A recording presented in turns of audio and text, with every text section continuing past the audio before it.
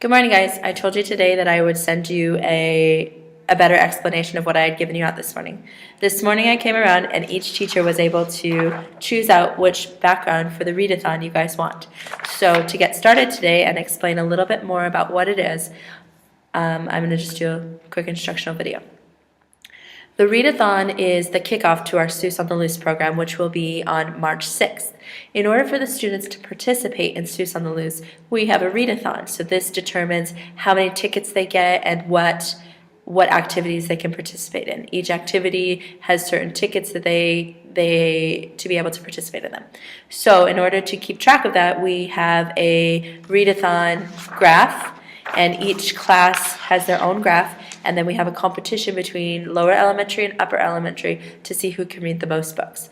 It's just a record-keeping way. So to get started today, for those of you that have never done this with us before, and this is our second year, so some teachers might not have had clear directions last year, so I just want to make sure we have very clear directions this year.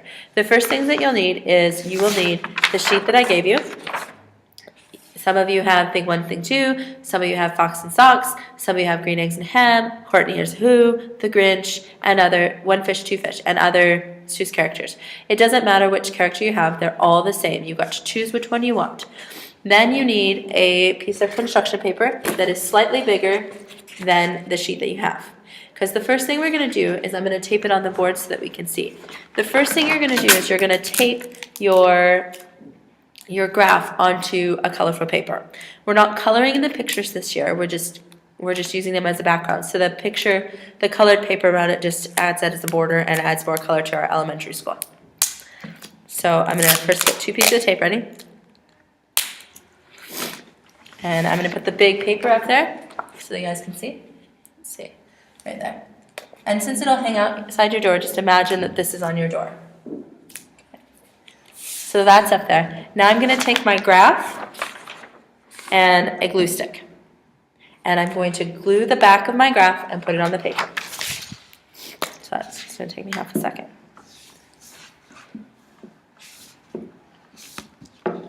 And all I'm doing now is adding glue to the paper.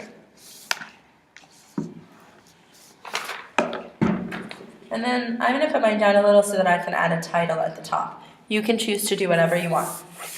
So there's my graph is on my paper. Just add a little more glue there. Okay. Then I'm going to take a marker. It doesn't matter what color you use. This is all for you.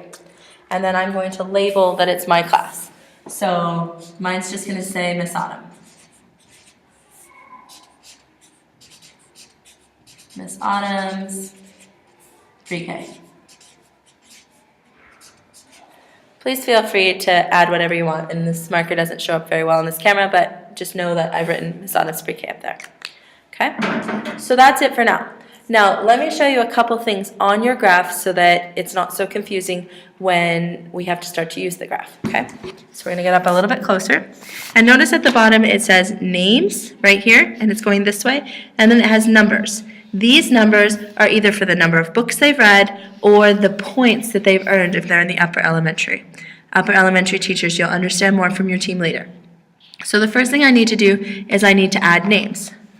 Okay.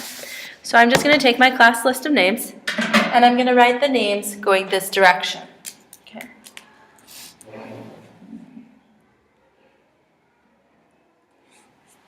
And right now I just wrote my name, but please feel free to fill in all the names. There are 24 boxes, and I don't think any class has more than 24, and I hope not, because otherwise just add another section, okay? Then the students will be given these handy reading logs that go home. This determines what numbers you fill in. So each of the kids puts their name on the top, so I'll write my name here. And you can do this daily or weekly, it doesn't matter, okay? And it has date, the book title, and is it a chapter book, yes or no. This mainly applies to the upper kids. And then parent signature and teacher initials. So you don't want to, I don't initial it and I don't give them credit unless their parents have signed it.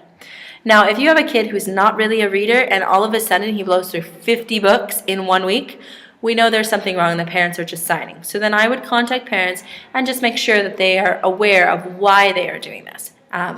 So then the kid brings us back the next day and say that it has whatever, a date here, a name of a book here, the parent signed here.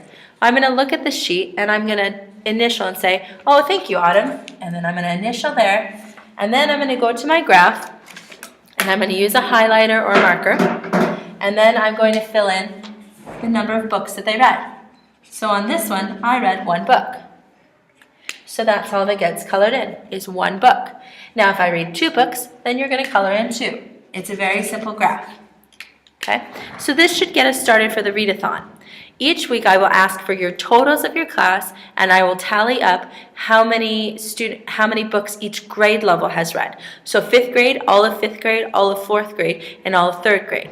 So 3rd, 4th, and 5th grade are all competing together for an upper elementary readathon. And pre-K through grade 2 will be participating in the lower elementary readathon. So it's important to make sure your graph is up to date at least once a week. And just send me the tallies and then I can keep track of that. I hope this helps and that there's not a lot of questions. If you continue to have questions, please feel free to email me. Thanks, guys.